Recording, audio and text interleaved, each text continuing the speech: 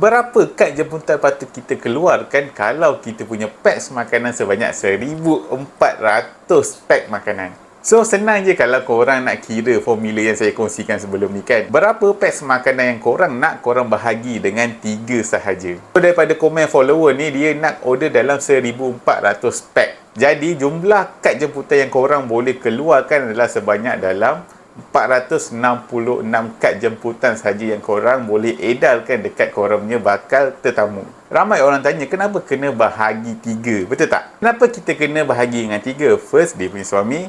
Kedua, dia punya isteri. Dan ketiga, kita boleh anggaplah seorang anak akan ikut dalam satu-satu keluarga. So, kita kena ibaratkan satu keluarga, 3 orang yang akan pergi ke dalam majlis korang nanti. Semoga ilmu saya sharekan ni bermanfaat untuk korang semua. Untuk bakal pengantin, kalau korang takut korang punya majlis wedding nanti tunggang langgang ataupun tak nak ada masalah-masalah yang memeningkan kepala, saya ada sediakan satu ebook bertajuk 10 masalah yang ramai bakal pengantin hadapi ataupun terlepas pandang. So, macam mana nak dapatkan ebook ni? Korang boleh cari dekat ruangan bio sekarang sebab dia percuma sahaja sekarang saya bagi dekat korang semua. Pergi sekarang cari.